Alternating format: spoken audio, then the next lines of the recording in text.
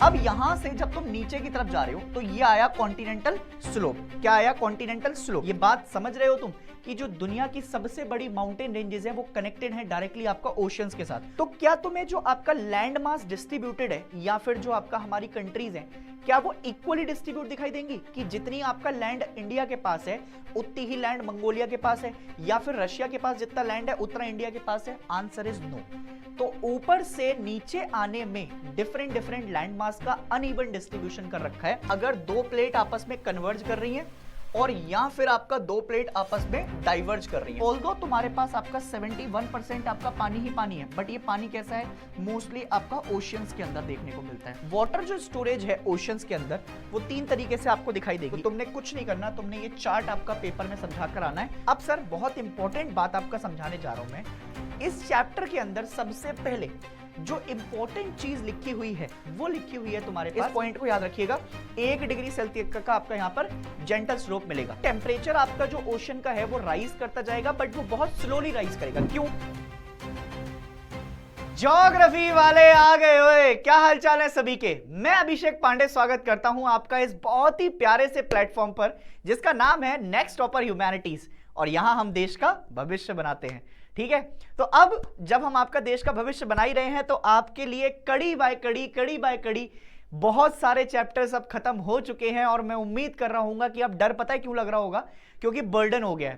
पहले तो मैं ये लग रहा था कि सर पढ़ा नहीं रहे हैं, अब सर ने ना जब बैक टू बैक चैप्टर बहुत सारे दे दिए, अरे यार सर ने तो पढ़ा दिया, हम नहीं पढ़ पाए। अब हम नहीं पढ़ पाए तो उससे क्या होगा? उससे अब प्रेशर फील हो रहा होगा। तो मेरी जान, अभी भी प्रेशर फील नहीं करना है, शांति से तसल्ली के साथ बैठकर करना क्या है, अगर अभी भी शुरू से आपका लेक्चर नहीं देखे हैं तो क्या करो, 2-2 लेक्चर्स को आपका डिवाइड कर लो और उन 2-2 लेक्चर्स में आपका क्या कर लो, आराम से अपना सिलेबस कंप्लीट कर लो। देखो, एक चीज के लिए मैं अभी क्षमा मांगना चाहूंगा, क्योंकि बहुत सारे आपका मैसेजेस आए कि सर वो प्रैक्टिकल के जो 3 आपका स्टार्टिंग वाले प्रैक्टिकल चैप्टर्स हैं जिसमें मैथ्स बहुत ज्यादा है वो समझा दो। यार मेरे पास ना अभी आपका थोड़ा सा टाइम की कमी हो रही है, मैं उसके लिए माफी मांगना चाहता हूं। बहुत सारे कमेंट्स देख रहा था मैं, इवन इंस्टाग्राम भरा हुआ है कि मतलब सर वो करा दो, वो करा दो, वो करा दो। तो थोड़ा सा ना स्ट्रैटेजी के साथ चलते हैं। अगर मैं ये छोड़ के बीच में किसी और चीज पे भाग जाऊंगा ना तो फिर तुम्हें ऐसा हो जाएगा कि ये एक चीज से शुरू करते हैं, उस चीज को कंप्लीट करे बिना दूसरी चीज, फिर दूसरी चीज के बाद तुम्हारी डिमांड तीसरी चीज। तो हम स्ट्रैटेजी के लिए चलते हैं, ठीक है। और लीडर वही होता है जो आने वाले अपने भविष्य को सुनहरा करने के साथ साथ अपने देश के अच्छे लोगों के लिए और अपने छोटे भाई बहनों के लिए अच्छा सोचता है। तो अगर तुम्हें अच्छा लीडर बनना है तो तुम्हें यह देखना पड़ेगा कि अभिषेक सर जो आज करा रहे हैं वो तुम्हारे साथ साथ दूसरों को भी आपका फायदा दे, और आने वाले समय में जब तुम किसी को बताओ कि यार ज्योग्राफी आपका करनी है तो उनके सारी चीजें आपका करी हुई हैं और इन चीजों को देख लो। ठीक है, करें शुरू। अब भाई आपका आज का चैप्टर का नाम है वाटर एंड ओशन। मैं चाहूं तो इस चैप्टर को आपका स्किप भी कर सकता हूं। उसका रीजन यह है कि इसमें बहुत सारी चीजें ऐसी हैं जो मैं तुम्हें पहले चैप्टर्स में ऑलरेडी कराकर आया हूं, बट इसको स्किप ना करते हुए इसमें बहुत सारी चीजें ऐसी भी हैं जो मैं आपको नहीं बता पाया हूं, वो शायद इस चैप्टर के अंदर हम कवर करने जा रहे हैं। चलिए अब जरा वाटर एंड ओशन के साथ जब तुम इंट्रोडक्शन की तरफ चलोगे तो मैं तुमसे सबसे पहला सा क्वेश्चन ये पूछता हूं कि अगर मान लो कभी ऐसा तुम्हारे मन में आ जाए कि यार पानी नहीं है, पानी आपका जो है पृथ्वी पर नहीं है, तो तुम क्या सरवाइव कर पाओगे? फिर भाई आपका पानी सर्वाइवर के लिए, जो वाटर के लिए आपका लड़ाई हो जाएगी। फिर आपका जहां जहां पर पानी होगा वहां लोग जाकर आपका लड़ाई करने लग जाएंगे। एक तो वैसे ही पानी आपका बिकने लग गया है, समझ रहे हो। पहले आपका जो है दादा परदादा बताते थे, पापा बताते थे कि पानी तो यार जहां जाते थे वहां मिल जाता, आजकल बिकना चालू हो गया और जहां जाते हैं वहां पानी पीने के लिए पैसा देना पड़ता है। बताओ, ऐसे दिन आ गए। तो मैं तो भाई बिना पानी की अपनी लाइफ को आपका सोच नहीं सकता। तो वाटर जो है वो बहुत ही इसेंशियल पर्सपेक्टिव है हमारी जिंदगी में, हमारे आपका बाकी जिंदगी में, बाकी लोगों जो है हमारे उनकी जिंदगी में। और इसीलिए भगवान ने शायद आपका बहुत अच्छे से इस बात को देखा होगा कि यार जब जो इंसान को जरूरत है तो उसमें सबसे पहली नेसेसिटी पानी जरूर होनी चाहिए, और वो एक इंपॉर्टेंट नेसेसिटी है। Water is rare commodity in our solar system. ठीक है, there is no water on the sun और anywhere else in the solar system. तुम सोचो कि तुम कितने लकी हो कि तुमको पानी पीने को मिल रहा है पूरे आपका ब्रह्मांड में, ना सन पे ना बाकी आपका सोलर सिस्टम पर कहीं पर आपका अभी तक पानी की खोज नहीं हो पाई है। The earth fortunately has an abandoned supply of water, और इसीलिए शायद हम अर्थ को ब्लू प्लेनेट के नाम से भी जानते हैं, क्योंकि ऊपर से देखो तो सब पानी पानी है, 70% से ज्यादा तो पानी पानी है। अब जब देखो उसको तो वो एकदम ऐसा दिखाई देता है कि नीला समुंदर। समझ रहे हो मेरी बात? तो इसीलिए हम इसको क्या कहते हैं, ब्लू प्लेनेट के नाम से भी जानते हैं। अब सर बहुत इंपॉर्टेंट बात आपका समझाने जा रहा हूं मैं। इस चैप्टर के अंदर सबसे पहले जो इंपॉर्टेंट चीज लिखी हुई है वो लिखी हुई है तुम्हारे पास, एनसीईआरटी पैटर्न लगाना जरूरी है ताकि तुमको ये पता लगे कि मास्टर कुछ ऐसा तो पढ़ा के नहीं चलेगा जो आपका समझ में ना आया, बिल्कुल लगाएंगे। तो सबसे पहले हाइड्रोलॉजिकल साइकिल को अपन समझते हैं, ठीक है।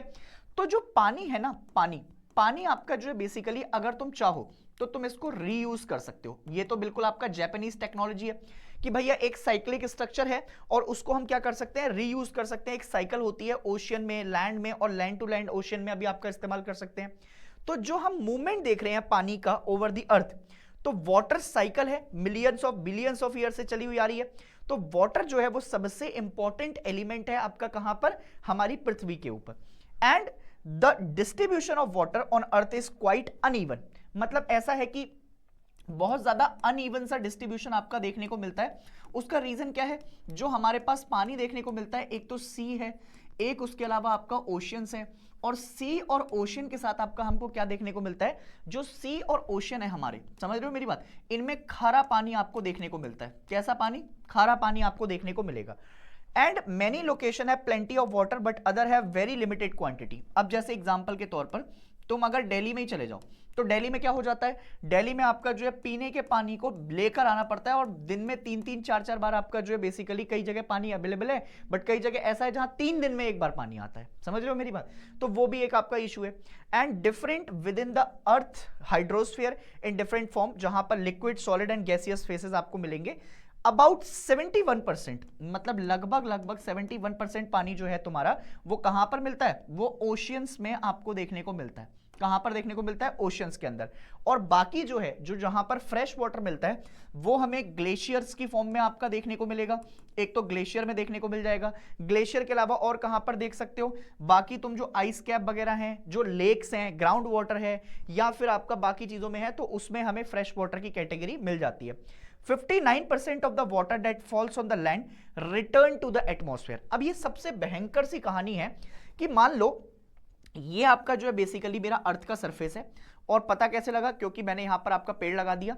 अब जो पेड़ लगाया तो इस पेड़ के लगाने से क्या हुआ, मान लो ये मेरा आपका सन है, समझ रहे हो मेरी बात, ये सन है, सूर्य देवता है, समझ रहे हो मेरी बात, ये सूर्य देवता है, ये बढ़िया आपका चमक रहे हैं उधर से। अब सूर्य देवता जी क्या करते हैं, सूर्य देवता जी जैसे एग्जांपल के तौर पर यहां पर आपका जो है क्लाउड्स तुम्हारे हुए, और क्लाउड्स आपका क्या करते हैं, क्लाउड्स आपका जो है बेसिकली पानी आपका भेज रहे हैं।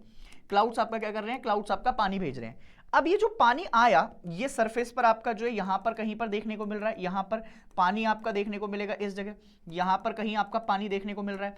अब जो ये पानी देखने को मिल रहा है, तो इसमें से लगभग 59% पानी ऐसा होता है जो कि आपका इवेपोरेट हो जाता है, जो कि आपका क्या हो जाता है, जो कि आपका इवेपोरेट हो जाता है, और इवेपोरेट होकर कहां चला गया, वापस आपका एटमॉस्फेयर के अंदर चला जाता है। तो यही बात तुम्हारी एनसीईआरटी भी कह रही है कि जो हाइड्रोलॉजिकल साइकिल है, उस हाइड्रोलॉजिकल साइकिल में सबसे इंपॉर्टेंट बात तुमको ये जाननी है कि ऑल्दो तुम्हारे पास आपका 71% आपका पानी ही पानी है, बट ये पानी कैसा है, मोस्टली आपका ओशियंस के अंदर देखने को मिलता है। इसके अलावा बाकी पानी कहां पर आ रहा है, तो एक तो लेक्स के ऊपर डिपेंडेंसी हमारी बहुत ज्यादा है, आइस शीट्स आपके पास बहुत ज्यादा हैं, इसके अलावा आपके पास ग्लेशियर्स हैं। तो ये सारी चीजें आपका तुमको देखने को मिल रही हैं, बट उसके अलावा भी जो पानी आपका गिर रहा है उसमें से 59% आपका इवेपोरेट होकर वापस चला जाता है। It is noted that the renewable water on the earth is constant while the demand is increasing tremendously. अब होता क्या है कि ऑल्दो तुम पानी को चाहो तो आपका उसका बहुत ही सस्टेनेबल यूज कर सकते हैं, हम चाहें तो उसको बेसिकली एब्जॉर्ब भी कर सकते हैं, हम चाहें तो उसको स्टोर भी कर सकते हैं। बहुत सारी आपका जैसे एक तो आपका जो टेक्नोलॉजीज हमने बना रखी हैं जिनसे हम आपका पानी स्टोर कर सकते हैं, जमीन के ग्राउंड वाटर को आपका वेस्ट ना होने दें, या फिर आपका अगर तुम देखोगे तो रूफ फ्लो टेक्नोलॉजी भी आपका आती है वहां पर, ठीक है। पर हम क्या कर रहे हैं, हम उसको वेस्ट कर देते हैं। तो वो पानी जो आपका वेस्ट होता है वो समय के साथ आपका कहीं पर स्टोर ना होने की वजह से, और उसको आपका एब्जॉर्ब नहीं कर पाते हम, तो वो री वाटर आपका दोबारा से जब गर्मी पड़ती है तो फिर वो क्या हो जाता है, फिर वो इवेपोरेट हो जाता है, और फिर डिमांड आपका लगातार बढ़ती जाती है। गर्मियों में तुम पानी ज्यादा पीते हो कंपैरेटिवली, तो उससे क्या होता है, उससे आपका जो है फिर चीजें धीरे धीरे कर आपका चेंज होने लग जाती हैं। इसीलिए जो लीड है वाटर की वो आपका क्या है, डिफरेंट पार्ट में बहुत ज्यादा है। अब इसके अलावा भी और भी बहुत सारी परेशानियां हैं। एक तो इंसान लालची है, समझ रहे हो मेरी बात, और इंसान अपने लालचपन में क्या कर रहा है, वैसे आपका जो है बेसिकली इसको कुछ नहीं चाहिए, समझ रहे हो मेरी बात, वैसे इसको आपका कुछ नहीं चाहिए। बट अगर तुम देखोगे, अगर तुम आपका देखते हो इस चीज को, ठीक है, अगर तुम इस चीज को देखते हो कि भाई अपने ही लालच के लिए इंडस्ट्रियलाइजेशन करता है, फिर आपका पानी को गंदा कर देता है, घर में से जो कूड़ा करकट निकालेगा वो आपका बेसिकली नदी के अंदर फेंक देगा, तालाब में फेंक देगा, उससे क्या हो रहा है, उससे आपका पॉल्यूशन फैल रहा है। और जब पॉल्यूशन फैल रहा है तो पॉल्यूशन के कारण क्या हो रहा है, पॉल्यूशन के कारण आपका बहुत सारी चीजें खराब हो रही हैं। तो ये जो कुछ चीजें हैं ये बहुत ही ज्यादा परेशानी और दुख धरी हैं, ठीक है। अब देखो यही बातें आपका कहां पर लिखी है, वाटर वेपर। अब देखो ध्यान सुनो, water moves in a continuous cycle and changes from one form to the another. अगर तुमसे बात करूं तो कभी भी आपका जो वाटर है उसकी फॉर्म चेंज होती रहती है। जैसे आपका कभी कभी तुमको जो मिलता है वो लिक्विड फॉर्म में मिलेगा, जमा हुआ बर्फ मिल जाएगा तो आपका सॉलिड हो जाएगी, है ना। अगर वाटर वेपर इवेपोरेट होकर चले गए तो गैसियस स्टेट में चले जाएंगे। Water from the surface of the earth evaporate on heating and it changes from liquid to gas. अब बहुत इंपॉर्टेंट बात यही बता रहा था मैं तुमको, हो क्या रहा है, ये जो स्टेट है, ये जो आपका ये वाली स्टेट है जो आपका ऊपर से आ रही है, ये कौन सी स्टेट है, ये लिक्विड स्टेट है। कौन सी स्टेट है, लिक्विड स्टेट है। अब जो ऊपर से आ रही है बेसिकली जब ये पानी आपका आया, इस स्टेट को आपका लिक्विड नहीं कहोगे तुम। क्यों नहीं कहोगे उसको मैं बताऊंगा उसका रीजन, क्योंकि ये तुम्हें सब यही बताते हैं कि जो आपका ये लिक्विड मार है, लिक्विड बेटा ये है जो एक्चुअली में आपका नीचे गिरा ना, ये लिक्विड है। अब जो इवेपोरेट होकर ऊपर चला गया है और जो वाटर वेपर्स की फॉर्म में आपका ऊपर मिलेगा, जो वाटर वेपर्स की फॉर्म में आपका ऊपर मिलेगा, ये वाटर वेपर की फॉर्म में जो ऊपर मिल रहा है ये मिलेगा अब तुमको गैसियस स्टेट में। कौन सी स्टेट में मिलेगा, गैसियस स्टेट में मिलेगा। तो ये कैसा पानी है, ये इवेपोरेटेड है, इसको कहते हैं इवेपोरेशन। समझ रहे हो मेरी बात, इसी को क्या कहते हैं, इवेपोरेशन कहते हैं। यही बात तुम्हारी आपका यहां पर लिखी है कि जब पानी इवेपोरेट हो जाता है, इवेपोरेट होकर आपका लिक्विड से गैस में convert, so the process of change of water vapour from liquid to gas is called as evaporation. इसी को क्या कह रहे हैं, इवेपोरेशन कह रहे हैं। Water vapour is carried by air to particularly height where condensation of water vapour take place and the result is forming cloud. तो इससे क्या हो जाता है, इससे फिर आपका जो है बेसिकली क्लाउड्स बन जाते हैं, और क्लाउड्स बनने से ये क्लाउड्स हैं तुम्हारे, समझ रहे हो मेरी बात। और इन्हीं क्लाउड से क्या हो रहा है, इन्हीं क्लाउड से आपका जो है बेसिकली प्रेसिपिटेशन हो रहा है। इनसे क्या देखने को मिल रहा है तुम्हें, प्रेसिपिटेशन आपका देखने को मिल रहा है। आई होप कि इतनी बात समझ में आ गई होगी। This process of change of water vapor from gaseous to solid is called as condensation। अब जो बेसिकली आपका जो गैसियस स्टेट थी ऊपर और जो फिर ये सॉलिड में आपका कन्वर्ट हुई, इसी आपका गैसेस से सॉलिड फॉर्म में जाने को, जब भी वाटर फॉर्म गैसेस से सॉलिड में आपका जाते हैं, गैसेस से सॉलिड फॉर्म में आपका जाएंगे, किस फॉर्म में जाएंगे, जब भी गैसेस से आपका जो है बेसिकली सॉलिड फॉर्म में जाएंगे तुम्हारे वाटर वेपर, तो इस प्रोसेस को क्या कहा जाएगा, इसी प्रोसेस को आपका कहा जाएगा कंडेंसेशन। क्या कहा जाएगा, कंडेंसेशन के नाम से आपका जानते हो। लिख दूं यहां पर, लिख दो सर। ये हमारे पास आपका जो है बेसिकली फ्लो डायग्राम हो गया, कंडेंसेशन के नाम से जाना जाता है। क्लियर है इतनी बात, मेरे हिसाब से आपका कोई दिक्कत परेशानी आपका नहीं होनी चाहिए इतनी बात में। बहुत बढ़िया, अब आगे बढ़ते हैं। अब देखो तुम्हें यहां पर आपका पूरी साइकिल भी समझा रखी है, बहुत ध्यान से देखना क्या बोलने जा रहा हूं। देखो सबसे पहले एक हाइड्रोलॉजिकल साइकिल का पूरा प्रोटेन और पूरा पैटर्न आपका समझाता हूं, ठीक है। देखो मान लो ये आपका जो है बेसिकली ओशन वाटर है तुम्हारा, ठीक है। ये क्या है, ये ओशन वाटर है। अब इस ओशन वाटर में क्या हुआ, ये ऊपर से आपका जो है सूर्य देवता सन आपका लगातार क्या कर रहे हैं, अपनी हीट आपका डाल रहे हैं यहां पर।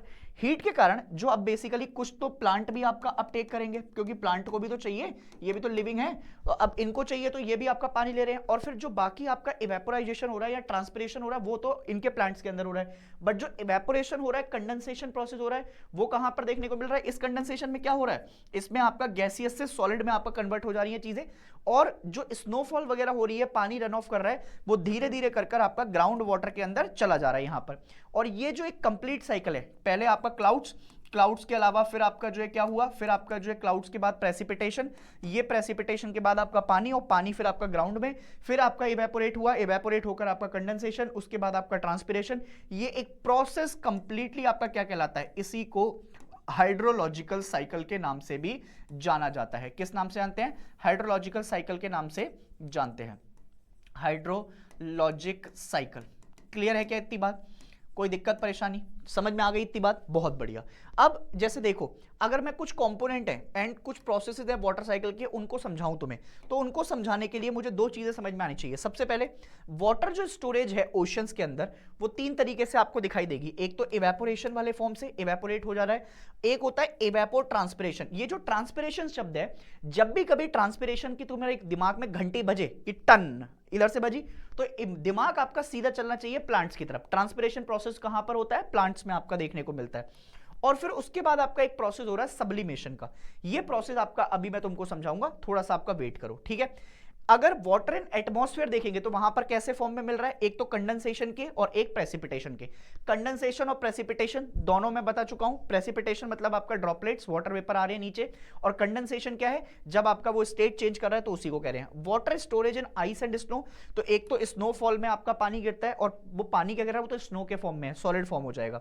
फिर सरफेस रन ऑफ, और सरफेस रन ऑफ कैसे जा रहा है, stream flow, fresh water storage and infiltration. जो आपका पानी है वो सारा इन्फिल्ट्रेट होकर आपका कहां चला गया, ग्राउंड वाटर में, और फिर ग्राउंड वाटर स्टोरेज हो सकता है डिस्चार्ज में। तो जब भी कभी तुमसे बेटा आपका पूरी हाइड्रोलॉजिकल साइकिल या फिर वाटर साइकिल आपका डिफाइन करने के लिए बोले, तो तुमने कुछ नहीं करना, तुमने ये चार्ट आपका पेपर में समझा कर आना है। और इस चार्ट को अगर तुम आपका पूरा समझा देते हो तो यकीन मानो कि ये आपका बेसिकली 3 नंबर का क्वेश्चन तो तुम्हारे टीचर स्कूल में पूछेंगे ही पूछेंगे। 3 नंबर का क्वेश्चन तो आपका पूछेंगे ही पूछेंगे। ये साइकिल और ये आपका थोड़ा सा डायग्राम जरूर ड्रॉ कर देना। मैं बता रहा हूं तुमको, सबसे पहले क्या हो रहा है, वाटर स्टोरेज इन ओशियंस, फिर आपका इवेपोरेशन, इवेपोट्रांसपिरेशन, प्लांट्स के अंदर सब्लिमेशन बताऊंगा, मैंने बोला है। एटमॉस्फेयर में गया, कंडेंसेशन और प्रेसिपिटेशन हो गया, फिर वहां से आइस और स्नो में आपका हो गया, स्नो मेल्ट, फिर वो स्ट्रीम में जाती है, फिर वो धीरे धीरे पानी आपका चला जाता है, सरफेस में जाता है, फिर कुछ पानी आपका इन्फिल्ट्रेट हो जाता है, फ्रेश वाटर आपका वहां से हमें मिलता है ग्लेशियर के पास से, और फिर वो बाकी जो बचा हुआ पानी है वो ग्राउंड वाटर की तरफ आपका देखने को मिल जाएगा। अब आगे बढ़ते हैं। अब जैसे रिलीफ ऑफ द ओशियंस, अब देखो हुआ क्या कि जो पानी आपका कहां पर चला गया, जो पानी आपका ओशियंस के अंदर चला गया। तो मैंने तुम्हें ये वाली जो आपका साइकिल है, कॉन्टिनेंटल शेल्फ क्या होता है, कॉन्टिनेंटल स्लोप क्या होता है, कॉन्टिनेंटल राइज क्या होता है, एबेजियल प्लेन्स क्या होते हैं, ओशियनिक ट्रेंच क्या होते हैं, ये बहुत दिल से और बहुत ही आपका अच्छे तरीके से बिल्कुल डायग्राम के साथ बनाकर आपका दिखाइए। बट मैं फिर भी तुम्हें पढ़ाऊंगा इस चीज को, क्यों, क्योंकि कई बच्चे आए होंगे जो आज ही ज्वाइन करेंगे, फिर वो कहेंगे कि सर ने प्लीज सर प्लीज, हम पुरानी वाली क्लास में नहीं आए थे, प्लीज पढ़ा दो मास्टर जी। अरे बेटा पढ़ा रहा हूं, रुको, तसल्ली रखो। अभी देखो, oceans are confined to, ocean किस चीज पे कन्फाइंड है, great depression of the earth outer layer, ठीक है। अब मोस्टली होता क्या है कि जब भी हम आपका देखते हैं नेचर को, तो नेचर के साथ आपका ओशन बेसिन है, और ओशन बेसिस की अपनी अलग से टोपोग्राफी है। अब तुम कहोगे कि सर टोपोग्राफी क्या है, पहले तो ये समझा दो। ये देख रहे हो, ये जो आपका सरफेस है, ओशियनिक ट्रेंच बन रहे हैं, एबेजियल प्लेन कहां पर है, ये कॉन्टिनेंटल आइस, ये जो सब हिस्सा है ना, ये पूरा आपका टोपोग्राफी कहलाता है। क्या कहता है, topography. The geographers have divided the oceanic part of the earth into 5 oceanic, अब 5 पार्ट में आपका 5 ओशियन है हमारे पास। पहला पैसिफिक, अटलांटिक, फिर उसके बाद इंडियन ओशियन, फिर उसके बाद सदर्न ओशियन, और फिर आपके पास आर्कटिक। सदर्न ओशियन को तुम चाहो तो एंटार्क्टिक ओशियन के नाम से भी जान सकते हो। And various seas, bays, gulf, ये सारे आपका क्या है, उनके लार्ज 4 ओशियंस के आपका पार्ट देखने को मिलते हैं। एक तो ओशियन से आपका सीज भी बन जाती हैं, फिर बे बनती हैं, बे के अलावा आपका गल्फ हो गई, समझ रहे हो मेरी बात। और इन्हीं से हमने क्या कर दिया, इन्हीं से हमने आपका चीजों को डिफाइन कर दिया। इनलेट्स भी होते हैं जहां पर एक एंट्रेंस होता है, जहां से हम जाते हैं और लैंड मास को एंटर करते हैं, उसको इनलेट कहा जाता है। अब कई बच्चे ऐसे होंगे जिनको आपका बे और गल्फ के बीच में अंतर नहीं पता होगा, बे और गल्फ के बीच में अंतर नहीं पता होगा। तो एक काम करते हैं, पहले हम आपका ना एक छोटा सा आपका बेसिकली डायग्राम आपका बनाते हैं, जिसमें मैं बे और इसके अलावा आपका गल्फ, इन दोनों के बीच में तुमको डिफरेंस समझाता हूं। और इसके अलावा एक मैं तुमको आपका क्या करता हूं, मैं एक तुमको सब्लिमेशन के बीच में आपका डिफरेंस समझा देता हूं। क्या समझा देता हूं, सब्लिमेशन के बीच में आपका डिफरेंस समझा देता हूं। तब तक तुम क्या करो, तब तक तुम एक बार इतना नोट कर लो, है ना, कर लो, नोट कर लो, इतनी चीजें लिख लिया, इतना लिख लिया। चल भाई, अब एक काम करते हैं, अब इनके बीच में आपका मैं क्या करता हूं, मैं डिफरेंस आपका समझा देता हूं एक बार, है ना। देखो, बे को अगर कभी भी तुम समझोगे ना, तो वे इज कंपैरेटिवली आपका स्मॉलर, बे इज कंपैरेटिवली आपका स्मॉलर, किसके कंपैरिजन में, गल्फ के कंपैरिजन में। तो गल्फ क्या होगी फिर, गल्फ आपका जो है कंपैरेटिवली लार्जर होगी। किस किस का कंपैरिजन कर रहे हो सर, मैं कंपैरिजन कर रहा हूं आपका इन दोनों का, समझ रहे हो मेरी बात, मैं कंपैरिजन कर रहा हूं आपका इन दोनों का। अगर वे को बात करेंगे तो way is comparatively smaller than the gulf, but कुछ चीजें अच्छी होती हैं तो कुछ चीजें आपका जो है बेसिकली किसी की अच्छी होंगी ना दूसरी वाली। तो अगर तुम देखोगे तो बे इज कंपैरेटिवली आपका वाइडर, समझ रहे हो, और जो गल्फ होती है वो थोड़ी सी आपका क्या होगी, नैरो होगी। क्या होगी ये, नैरो होगी। दूसरी बात, अगर तुम वे को देखोगे so it is more enclosed किसकी तरफ, टूवर्ड्स द ओशियन,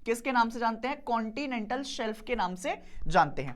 फिर जैसे ही तुम आपका थोड़ा थोड़ा नीचे जाना शुरू होगे तो यहां पर फिर ये स्लोप तुमको दिखाई देगा, इसीलिए इसका नाम रखा गया है कॉन्टिनेंटल स्लोप। और जहां पर तुम्हें ये आपका सेडिमेंट जमा होते हुए दिखाई देंगे, जिसकी वजह से ये इलाका उठा हुआ है, इसी इलाके को क्या कहते हैं? कॉन्टिनेंटल राइज के नाम से जाना जाता है। अब जैसे समुद्र के अंदर आपका वॉल्केनिक इरप्शन होगा तो यहां पे भी आपका माउंटेन्स बनेंगे। तो ये जो वॉल्केनिक इरप्शन वगैरह हो रहे हैं, ये जो माउंट है इसका, इसी को क्या कहते हैं? इसी को सी माउंट के नाम से आपका जाना जाता है। किसके नाम से? सी माउंट के नाम से। एबेजियल हिल्स बताया, मैं एक एक करके अभी चर्चा करूंगा इनके बारे में, ठीक है? अब देखो सुनो, जैसे एग्जाम्पल के तौर पर मैं अगर तुमसे बात करूं, सबसे पहले कॉन्टिनेंटल शेल्फ को समझ लेते हैं, है ना? देखो, जैसे कॉन्टिनेंटल शेल्फ की अगर मैं बात करूं कि कॉन्टिनेंटल शेल्फ होता क्या है, तो तुम देखोगे कि जैसे आपका बेसिकली कॉन्टिनेंट से हटकर जेंटल स्लोप, ये बहुत ही ज्यादा जेंटल इसलिए बोला जाता है कि एकदम कभी भी आपका समुद्र के अंदर डुबकी नहीं लग जाएगी, गुड़ुप गुड़ुप गुड़ुप, ऐसा नहीं होगा भैया। तो एकदम जो जेंटल स्लोप आता है जो कि कोस्ट की तरफ जा रहा है, सी की तरफ जा रहा है, इसी को हम क्या कहते हैं? इसी को हम कॉन्टिनेंटल स्लोप के नाम से जानते हैं। दूसरा, कैसे बना है? It is formed by the sediment brought by the reverse. मैंने अभी तो तुमसे कहा कि जो नदियां आएंगी वो आपका कुछ अपने साथ सेडिमेंट लेकर आएंगी, विंड, वेव्स, ये सारी चीजें। It covers 7.5% of total area of the world ocean. तो लगभग लगभग आपका इतना परसेंट एरिया ये पूरे वर्ल्ड ओशन का कवर कर रहा है। It has a gentle slope at 1 degree celsius and depth is normally 200 metre. तो मात्र 200 मीटर तक की आपका गहराई, और उसके अलावा आपका 1 डिग्री सेल्सियस तक का आपका जेंटल स्लोप, मात्र 1 डिग्री सेल्सियस, इस पॉइंट को याद रखिएगा, 1 डिग्री सेल्सियस का आपका यहां पर जेंटल स्लोप मिलेगा। देखो बेटा, ये जो अभी तुम आपका देख रहे हो ना यहां पे, ये अगर आज बैठ के तुम देख पा रहे हो ना आपका वीडियो, तो मैं तुमको यही बोल रहा हूं बार बार कि तुम इसका पूरा यूटिलाइजेशन ले लो। समझ रहे हो मेरी बात? उसका रीजन ये है कि आज तुम बैठकर पढ़ पा रहे हो, तुम्हारे माँ बाप तुमको पैसा दे रहे हैं, 11th क्लास में हो, मस्ती भी कर रहे हो, मटर गश्ती भी हो रही है, सब हो रही है। ये जो दोस्त कमाए हैं ना, ये जो दोस्त आपका तुम आज कमा रहे हो, ये दोस्त बड़ी मुश्किल से कमते हैं। दोस्त हो गए, तुम्हारे आसपास के टीचर हो गए, तुम्हारे जो आपका आस पड़ोस में बैठे हुए कोई भाई हैं, बहन हैं, मम्मी हैं, पापा हैं, ये तुम्हारे साथ आपका बहुत लंबे समय तक तभी रह पाएंगे जब तुम आज अपना अच्छे से पढ़ाई कर जाओगे। अगर ये नहीं हो पाया तो जो कमाए हुए लोग हैं उन्हीं को छोड़कर जाना पड़ेगा कमाने के लिए। अगर कमाने के लिए आपका इतना दूर ही जाना पड़े तो जिनसे सब पीछे रह जाएं तो फिर उस कमाने का क्या फायदा यार, है ना? तो इसलिए आज जो पढ़ाई करनी है ना, वो बहुत अच्छे से पढ़ाई करनी है, क्योंकि अगर ये पढ़ाई साबित हो गई तो यकीन मान मेरी जान, तू सब कुछ कर जाएगा, सब कुछ कर जाएगा। समझ रहा है? कम मिल सकता है बट कमाना के लिए आपका ऐसा ना हो कि बहुत चीजें पीछे छूट जाए। ठीक है, चलो आगे बढ़ते हैं। अब देखना, अब कॉन्टिनेंटल स्लोप की तरफ चलते हैं, तो इसके इंपॉर्टेंस की तरफ आपका चलो। जैसे अगर मैं आपका यहां पर मार्क कर दूं कि इसकी इंपॉर्टेंस है क्या, तो कॉन्टिनेंटल स्लोप की आपका, कॉन्टिनेंटल शेल्फ की आपका क्या मतलब इंपॉर्टेंस है? Sunrays can't penetrate up to continental shelf which encourage growth and reproduction of marine organism. अब होता क्या है, जैसे आपका कभी भी तुम समुद्र के अंदर जाना शुरू करोगे तो यहां पर कोरल रीफ्स भी होंगे, यहां पर आपका जो है बेसिकली अदर बायोडाइवर्सिटी भी होगी। तो ये बहुत सारी आपका जो बायोडाइवर्सिटी वगैरह है और जो सारी चीजें हैं, तो वो मरीन ऑर्गेनिज्म धीरे धीरे कर आपका यहां तक थोड़े ठंडे पड़ जाते हैं। उसका रीजन क्या है? इतनी गहराई तक आपका जो है बेसिकली सनरेज अब पेनिट्रेट नहीं कर पा रही है, घुस नहीं पा रही है। उसके बहुत सारे रीजन है। And marine food comes from this part of ocean floor provide richest fishing grounds. ठीक है, अब जैसे तुम कॉन्टिनेंटल शेल्फ के नीचे चले गए, मान लो कॉन्टिनेंटल आपका राइज की तरफ, कॉन्टिनेंटल स्लोप की तरफ तुम जा रहे हो, तो वहां तक कभी भी तुमको आपका सनरेज पहुंचती हुई नहीं दिखाई देंगी। तो जो ज्यादातर जो फिशिंग वाला इलाका है, या फिर आपका जो है फिशिंग के अलावा ऐसा इलाका है जिसकी वजह से जो मरीन फूड आता है या फिर आपका मरीन बायोडाइवर्सिटी देखने को मिलती है, वो कहां पर देखने को मिलती है? वो इसी कॉन्टिनेंटल शेल्फ पे आपको देखने को मिलेगी। अगर कभी भी ऐसा होगा कि कॉन्टिनेंटल शेल्फ तुमसे पूछे कि what is store house of various minerals, जैसे एग्जांपल के तौर पर तुमसे पूछते हैं ना माइटोकॉन्ड्रिया क्या है, तो mitochondria is the powerhouse of the cell. तो ऐसे ही अगर तुमसे कभी कॉन्टिनेंटल शेल्फ पूछे तो continental shelf is the store house of various minerals like petroleum and natural gases. तो जैसे तुम देखोगे तो समय के साथ आपका जो हमारे पेट्रोलियम है और पेट्रोलियम के अलावा आपका नेचुरल गैसेस तुमको बनती हुई दिखाई देती हैं। इनका जो बनना होता है बेसिकली समुद्र के अंदर, ये सब कुछ आपका कहां पर बनता हुआ दिखाई देगा? ये सब कुछ जो बनता हुआ दिखाई देगा ये एक्चुअली में कॉन्टिनेंटल शेल्फ के पार्ट पे दिखाई देगा। इसकी इंपॉर्टेंस और ये दोनों मैंने पॉइंट आपका तुमको समझा दिए। अब आते हैं अपन कॉन्टिनेंटल शेल्फ की तरफ। सुनो, अब कॉन्टिनेंटल शेल्फ से आगे बढ़कर जब तुम कॉन्टिनेंटल स्लोप पे जा रहे हो, बहुत ध्यान से सुनो, बहुत मजेदार कहानी मैं तुमको सुनाने जा रहा हूं, ध्यान से सुनना। ये है हमारा कोस्टल प्लेन, ये वाला इलाका कोस्टल प्लेन का है। अब ये शोर लाइन आ गई है, शोर लाइन आ गई, ये वाली लाइन।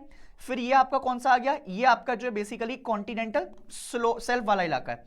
अब यहां से जब तुम नीचे की तरफ जा रहे हो तो ये आया कॉन्टिनेंटल स्लोप। क्या आया, continental slope.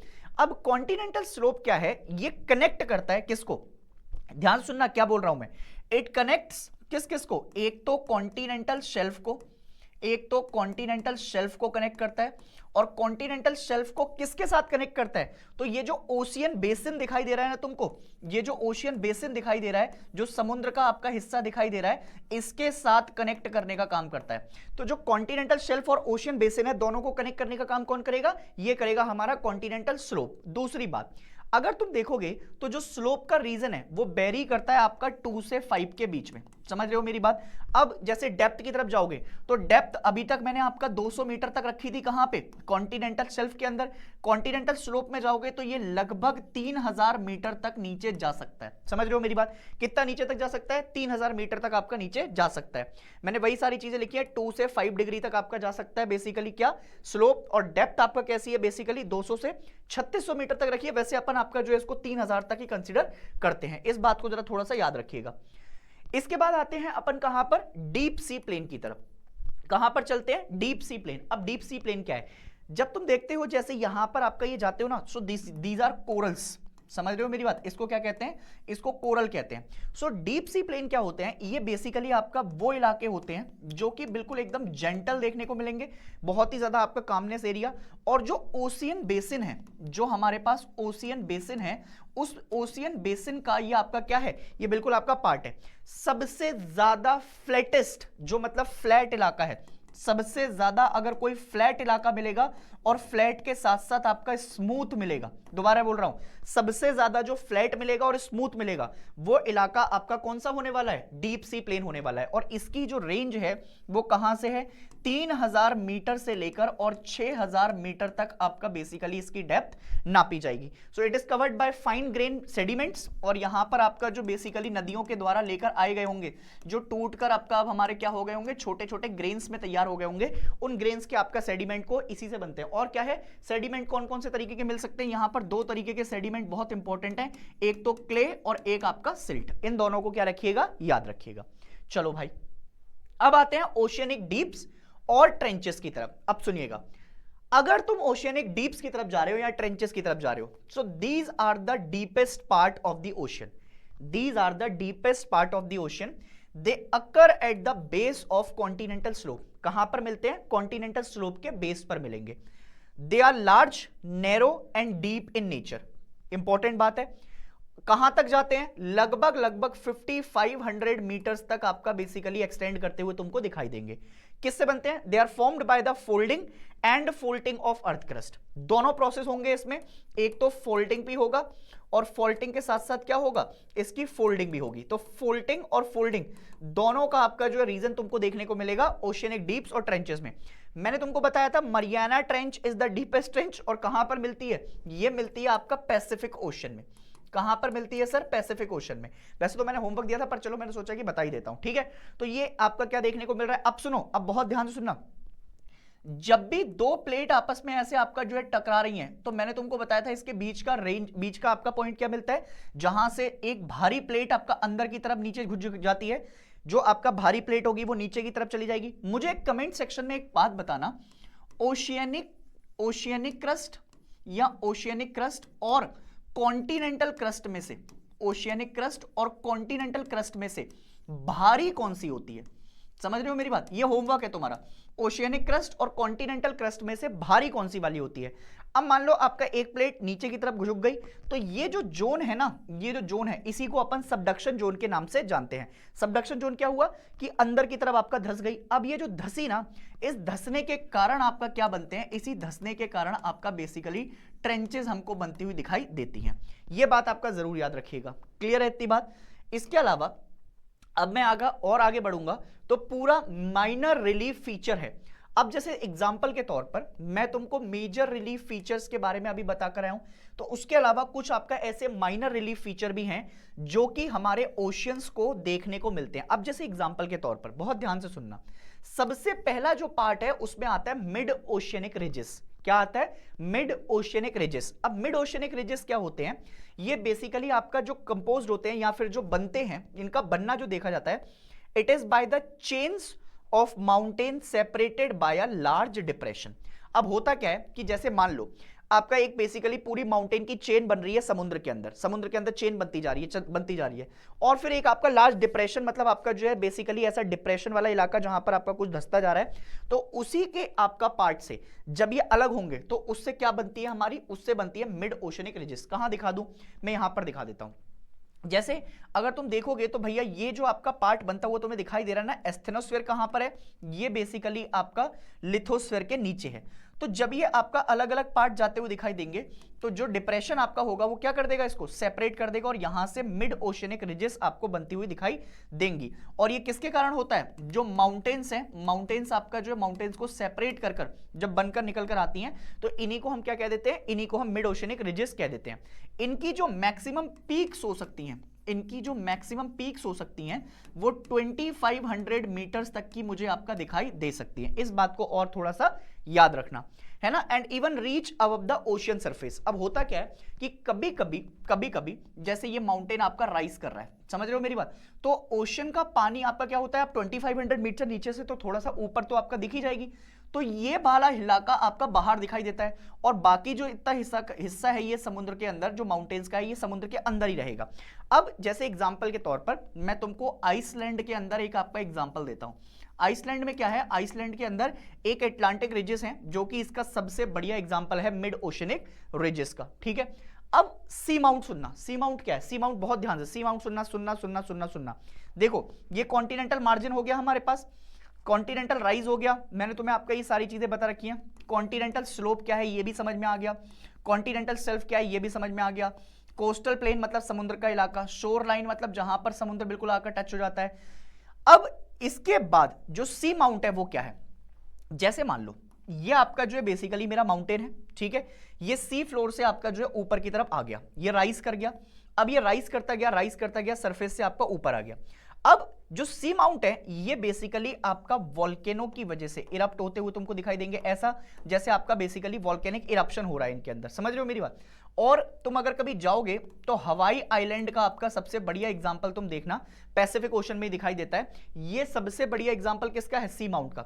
So it is basically nothing but a pointed summit. अब जो ये वाली पॉइंटेड समिट है ना तुम्हारी, ये वाली जो ऊपर वाली समिट है, इसी को अपन क्या कह रहे हैं? इसी को अपन आपका जो बेसिकली सी माउंट के नाम से जान रहे हैं। कहीं अगर मैं दिखा पाऊं तुमको तो मैं दिखा देता हूं, अगर कहीं दिखा पाऊं, कहीं अगर दिख जाए मुझे सी माउंट कहीं दिखे तो मैं अभी आपका जो है तुमको दिखा देता हूं, ठीक है। अभी दिखाता हूं तुमको, एक मिनट रुक जाओ। सी माउंट देखो, ये जो है ना ये ऊपर वाला इलाका, जैसे ये आपका हमारा क्या आया, ये पूरा आपका माउंटेन बना। अब जो ये पॉइंटेड आपका पिन जो कि ओशन के ऊपर निकल चुकी है, तो ये जो आपका ऊपर वाली पीक दिखाई दे रही है ये क्या है? ये सी माउंट है हमारा, ठीक है। ये क्या हो गया हमारा? ये सी माउंट हो गया हमारा। क्लियर है इतनी बात? तो seamount are volcanic in nature, ऐसा दिखाई देता है कि इनमें से आपका जो बेसिकली वॉल्केनिक एक्टिविटी हो सकती है। 3000 to 4500 metre tall and the emperor seamount an extension of Hawaii island. देखो वही आपका एग्जांपल भी दे रखा है तुम्हारी एनसीईआरटी के अंदर, हवाई आइलैंड को याद रखिएगा। अब आते हैं सबमरीन कैनियंस के ऊपर। अब कहां पर बनते हैं? अब आते हैं सबमरीन कैनियंस के ऊपर। अब जैसे कैनियन के ऊपर की मैं बात करता हूं तो it consist of various under water mountain ranges. जैसे एग्जांपल के तौर पर बहुत सारी आपका अंडर वाटर माउंटेन रेंजेस ऐसी होंगी जो कि कैनियन से आपका मिलकर बनेंगी। It spread over 1000 kilometre long, बहुत लंबी आपका चेन होंगी। और कैसे बनेंगी? इट इज फॉर्म्ड बाय, दोनों तरीके से आपका बन सकती हैं, अगर दो प्लेट आपस में कन्वर्ज कर रही हैं और या फिर आपका दो प्लेट आपस में डाइवर्ज कर रही हैं। दोनों, अगर डाइवर्जेंस होगा और अगर कन्वर्जेंस होगा तो उस कन्वर्जेंस और डाइवर्जेंस के कारण तुमको क्या बनता हुआ दिखाई देगा? तुम्हें सबमरीन कैनियंस आपका बनते हुए दिखाई देंगे। चेप लो इसको एक बार, चेप लो। लिख लिया इतना? अब चलो, अब सुनो मेरी बात सुनो। देखो लिख तो तुम चुके हो, ठीक है। अब मैं क्या चाह रहा हूं, मैं तुमसे ये चाह रहा हूं कि एक बार जरा तुम ये देख लो कि अगर तुमको आपका ये समझ में आ गया है सबमरीन कैनियंस वाला इलाका, ठीक है, जैसे मैंने क्या बोला कि भाई कैनियंस आपका जो है बेसिकली कन्वर्जेंस के कारण या फिर डाइवर्जेंस के कारण जो आपका वैलीज क्रिएट होंगी, जो ऐसे आपका वैलीज क्रिएट होते हुए दिखाई देंगी, इसकी कटिंग के थ्रू आपका जो है क्या बनेंगे, ये बेसिकली कन्वर्जन और डाइवर्जेंस ऑफ प्लेट क्या बनाएंगी, ये बेसिकली सबमरीन कैनियंस बनाएंगी। And these are the longest mountain system under the earth. Example के तौर पर अटलांटिक ओशियन के अंदर जो सबसे बड़ी मिड अटलांटिक रिजेस हैं और सबमरीन रिजेस हैं, इन्हीं को हम आपका इसमें रखते हैं। अब जैसे दो चीजें आई हैं, देखो अब जैसे एग्जाम्पल के तौर पर यहां एक वॉल्केनिक आइलैंड है। अच्छा, ऐसे वॉल्केनिक आइलैंड जो है ना, तुम्हें ज्यादातर जैसे तुम जाओगे ना तो जापान वगैरह में आपका बहुत ज्यादा दिखाई देते हैं, समझ रहे हो मेरी बात। अब देखो तुम्हारे पास आपका ना दो चीजें हैं, एक तो तुम्हारे पास ग्योट्स है और एक तुम्हारे पास अभी जो था ना, एक जो तुम्हारे पास अभी था ये था सी माउंट। मैं तुमको अगर छोटी सी भाषा में, अगर ये समझा दूं कि भाई जैसे एग्जाम्पल के तौर पर ये आपका मेरा क्या है, ये मेरा आपका जो है बेसिकली ओशियनिक सरफेस है, ये मेरे पास क्या है, ये ओशियनिक सरफेस है, ये मेरे पास क्या है, ये ओशियनिक सरफेस है, ठीक है। अब अंदर से जब आपका बेसिकली क्या निकल कर आया, जब अंदर से आपका ऐसे कुछ माउंटेन रेंजेस बनी और इसकी जो ये पीक है, ये जो आपका पीक है, ये पीक सरफेस तक कभी नहीं पहुंचेगी, मतलब ओशियन के बाहर नहीं आएगी। एक बात याद रखना, ये ओशियन के कभी भी बाहर नहीं आएगी, ठीक है। तो ये वाला जो इलाका है जो ऐसे पीक के फॉर्म में मिलेगा, ये एक्चुअली में तुमको सी माउंट की तरह दिखाई देगा। किसकी तरह दिखाई देगा, सी माउंट की तरह। और जब यही ऐसे आपका पीक टेबुलर फॉर्म में आ जाए, मतलब ऐसे आपका जो है बेसिकली टेबुलर फॉर्म में तुमको दिखाई दे, ऐसे ऐसे टेबल के फॉर्म में, ऊपर से आपका जो है बेसिकली सर्कुलर, तो फिर ये भी सरफेस तक नहीं पहुंचती, मतलब ओशन के बाहर नहीं निकलेगी। तो इसका नाम अपन क्या रख देते हैं, इसको अपन क्या देते हैं, ग्योट्स। इसको क्या कह देते हैं अपन, ग्योट्स के नाम से जानते हैं। अब तुम आपका ये बात समझ जाओगे कि सर क्या कहना चाह रहे थे। देखो ग्योट्स क्या है, जैसे ग्योट्स में देखोगे तो ऊपर ऐसा सर्कुलर आपका टेबल आ रहा है इस तरीके से, समझ रहे हो मेरी बात। अब ये जो ग्योट्स निकल कर है, सी माउंट क्या है, सी माउंट में बेसिकली आपका इस तरीके से ऐसे कोन्स बनी हुई हैं। So it has the flat bottom, seamount is called as guyots. तो अगर मैं सी माउंट को ही आपका बेसिकली क्या कर दूंगा, फ्लैट कर दूंगा, तो उससे क्या बन जाएगा, ग्योट्स बन जाएगा। और वॉल्केनिक ओरिजिन देखने को मिल रहा है। Erosion of seamount by various agents, जैसे अब इसमें आपका जो इरोजन किस किस की वजह से हो सकता है, वाटर की वजह से हो सकता है, वेव्स की वजह से हो सकता है, बहुत सारे रीजंस हो सकते हैं। Hawaii sea guyots in the Japan are the best example, जो कि तुमको आपका यहां पर दिखाई देंगे। अब जैसे एग्जांपल के तौर पर ये वॉल्केनिक आइलैंड है कोई, इस वॉल्केनिक आइलैंड को समय के साथ आपका सिंकिंग देखने को मिलेगी, ये सिंकिंग आपका होती जाएगी। अच्छा एक और चीज सुनो, जैसे अब ये क्वेश्चन आ ही गया है, जैसे एक ओशियनिक प्लेट है, ठीक है, मैं अभी तुमको आपका होमवर्क नहीं दूंगा क्योंकि मुझे दिख रहा है कि आपका तुम खतरनाक केस कर दोगे। एक ओशियनिक प्लेट है और एक प्लेट है आपका कॉन्टिनेंटल प्लेट। कौन सी प्लेट है, कॉन्टिनेंटल प्लेट। मैंने तुमको पूछा कि आपका इनमें से भारी कौन सी होती है। देखो जो कॉन्टिनेंटल प्लेट बनके ये बनी हुई है, ये सियाल से बनी है। किससे बनी है, सियाल से। सियाल क्या है, सिलिकॉन और एल्यूमिनियम। और जब मैं ओशियनिक प्लेट की बात करता हूं तो ये किससे बनी है, सीमा से। इसमें क्या मिलेगी, सीमा मिलेगी। सीमा कौन है, सिलिकॉन और मैग्नीशियम। अब मुझे एक बात बताओ, अगर दो प्लेट आपस में आपका जा रही हैं, तो ये जो दो प्लेट आपस में टकराई, कन्वर्जेंस हुआ, तो सियाल और सीमा में से ज्यादा भारी कौन सा, तो सर सीमा वाली आपका कहानी है। इसका मतलब है जब भी कभी ओशियनिक प्लेट और आपका जो है कॉन्टिनेंटल प्लेट की बात होगी, तो इन दोनों में से जो भारी दिखाई देगी वो दिखाई देगी हमको ओशियनिक प्लेट। और जब भी कभी इन दोनों का कन्वर्जेंस होगा तो ओशियनिक प्लेट आपका नीचे की तरफ धसेगी और जो सियाल वाला इलाका है आपका, ये क्या हो जाएगा, ये थोड़ा सा आपका ऊपर की तरफ जाता हुआ तुमको दिखाई देगा। इसका मतलब है क्या मतलब है कि भाई साहब जो ये राइज कर गई, ये अब आपका यहां के बीच में जो रीजन होगा, इसी को अपन क्या कहते हैं, इसी को अपन सबडक्शन जोन के नाम से जानते हैं। इसको प्लीज आपका याद रखिएगा, बहुत इंपॉर्टेंट है, काम की बात बता रहा हूं, हमेशा याद रखिएगा। बट कल को आपका मान लो दो ओशियनिक प्लेट आपका सामने आ गई, तो फिर सर इनमें से कौन सा नीचे जाएगा, तो बेटा इसमें आपका बहुत सारी चीजें देखेंगे, लेंथ देखेंगे, फिर उसके बाद लेंथ के बाद आपका उसकी शेप भी देखेंगे, फिर उसका कितना भारी है वो भी देखेंगे। तो सारी चीजों को अपन देखकर फिर आपका क्या करेंगे, फिर आपका जो इस चीज को समझेंगे।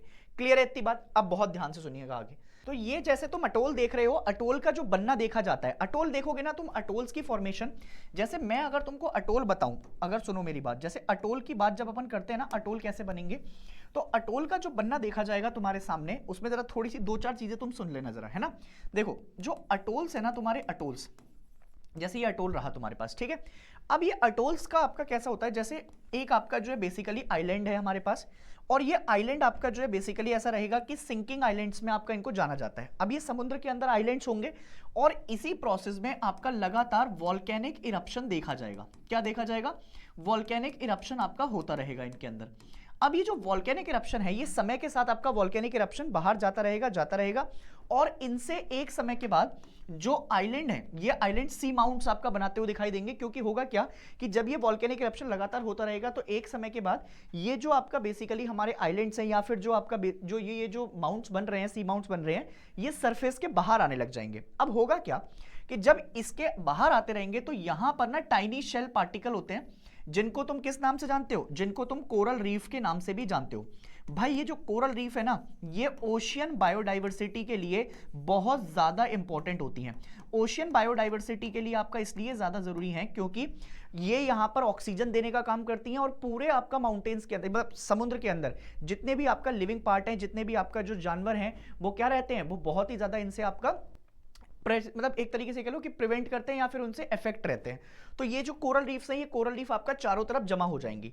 अब एक समय के बाद होगा क्या कि जब इनका डेन्यूडेशन होगा, इन माउंटेन्स का डेन्यूडेशन होता जाएगा, तो समय के साथ ये फिर आपका सिंक करने लग जाएंगे। इस सिंकिंग वाले प्रोसेस को सबसिस्टेंस कहा जाता है। क्या कहा जाता है? सबसिस्टेंस के नाम से आपका जानते हैं, सबसिस्टेंस के नाम से आपका जाना जाता है। जो सिंकिंग हो रही है धीरे धीरे कर कर, यहां पर आपका पावरफुल वेव्स प्रेशर डाल रही हैं, और ये पावरफुल वेव्स क्या करेंगी, जब इनके ऊपर प्रेशर डालेंगी तो वो फिर धीरे धीरे करके उनका डेन्यूडेशन होता जाएगा, और एक समय ऐसा आएगा कि ये बिल्कुल आपका समुद्र के अंदर चले जाएंगे, और फिर ये जो चारों तरफ कोरल्स आपका जमा हुए थे, वो ऊपर तुम्हें कुछ इस शेप के आपका दिखाई दे जाएंगे।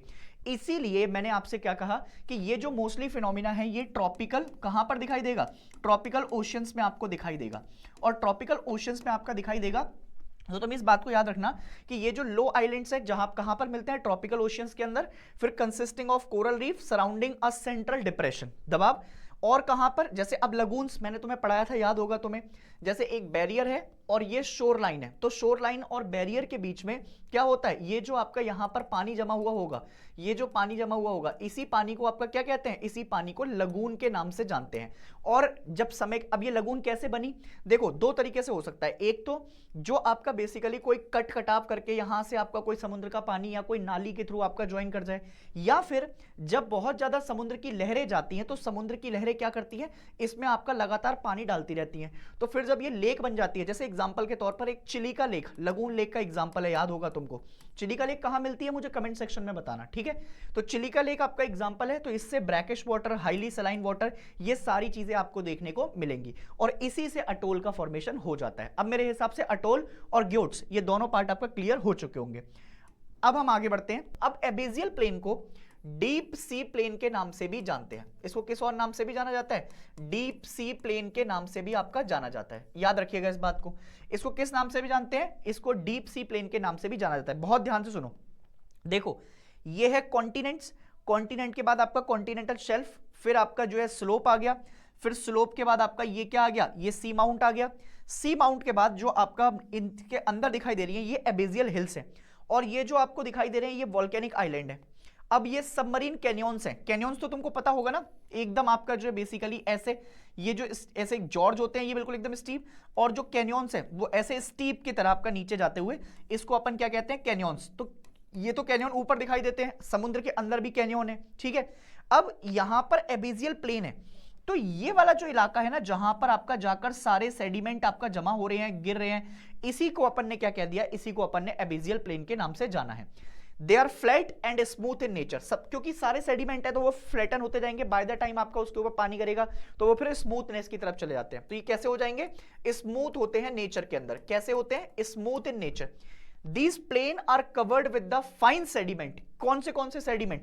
एक तो यहां पर आपका क्ले मिलेगा, और एक उसके अलावा आपका सिल्ट मिलेगा। तो क्ले और सिल्ट दोनों को तैयार कर आपका ये क्या बन गया? एबेजियल प्लेन। और पूरे आपका बेसिकली पार्ट का, पूरे ओशन फ्लोर का लगभग 40% आपका ये कवर करते हैं। मतलब तुम पूरा आपका ओशन फ्लोर देख लो और उसका 40% आपको क्या मिलेगा, एबेजियल प्लेन मिल जाएगा। ठीक है, दे डेप्थ वेरीज बिटवीन 3000 से लेकर और 6000 आपका मीटर तक इनकी आपका डेप्थ तुमको देखने को मिलेगी। They are present in all major oceans and seas in the world. मतलब ऐसा कोई ओशन ही नहीं हो सकता जिसके आपका फ्लैट पर तुमको एबेजियल प्लेन देखने को ना मिले। ये बहुत बहुत इंपॉर्टेंट है और फिर यहीं से मिड अटलांटिक रिजेस वगैरह आपका राइज कर जाएंगी। अब आगे बढ़ते हैं, अब एबेजियल हिल्स की तरफ चलते हैं। अब देखो जरा ध्यान से, जैसे अगर मैं बात करूं, ये सबडक्शन जोन है, ये सबडक्शन जोन में आपका जो है बेसिकली प्लेट्स आपका धंसती जाएंगी, फिर वो अंदर जाकर आपका क्या बन जाती हैं, फिर वो अंदर जाकर आपका मैग्मा बन जाती हैं। और फिर वो मैग्मा आपका बेसिकली अंदर जो चोन चल रहा है, जो बेसिकली आपका बेसिक ये यहां पर करंट चल रहा है, ये करंट आपका क्या करेगा, फिर वो बाहर निकालेगा और उसी के कारण आपका जो है फिर नई ट्रेंचेस, फिर आपका जो है माउंटेन्स, फिर उसके बाद आपका जो बहुत सारी चीजों का निर्माण होता हुआ तुमको दिखाई देगा। अब एबेजियल हिल क्या है, there are 1000 hills inside the ocean floor. बहुत सारी आपका हिल्स हैं समुद्र के अंदर, हमको पता लग गया है। अब various hills are seamount and guyots. अब बेसिकली आपका बहुत सारी जैसे हिल्स होंगी, तो किसी पर आपका ऐसे तुमको ऐसे दिखाई देगा बिल्कुल पीक टाइप, इसको सी माउंट कह देंगे, और किसी पर आपका ऐसे फ्लैट्स, इसको क्या कह देंगे, इसको आपका ग्योट्स कह देंगे। ठीक है, इतनी बात क्लियर हो गई। Seamount, it is the mountain peak which is rising from the ocean floor but they are not reaching the ocean surface. They are of volcanic origin. ये बात आपका जरूर याद रखिएगा कि ये किसके ओरिजिन से आ रही हैं, वॉल्केनिक ओरिजिन से आपका निकल कर आ रही हैं। 3000 मीटर से 4500 मीटर तक जा सकती हैं। एग्जाम्पल भी मैंने तुमको आपका दे दिया है। अब अगर तुमको एबेजियल हिल समझ में आ गया तो बहुत ध्यान से सुनो। अब जो टेम्परेचर है आपका ओशियन वाटर का, जैसे एग्जाम्पल के तौर पर मैं आपका ये कह दूं कि जो हमारा ओशन वाटर है, इस ओशन वाटर के टेम्परेचर्स में आपका क्या क्या चीजें देखने को मिलेंगी।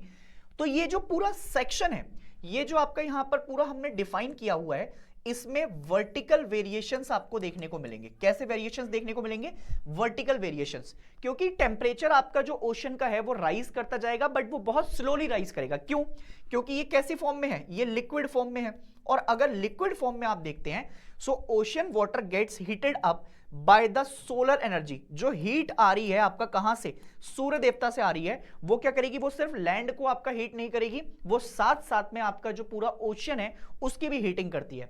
सो the process of heating and cooling of the ocean water is slower then the land. ये कैसे समझ में आया सर, ये कैसे मैं समझा पाऊंगा। मान लो तुमने आपका अपने घर के बाहर एक मिट्टी आपका ली और मिट्टी के ऊपर तुमने फर्श आपका डलवा दिया।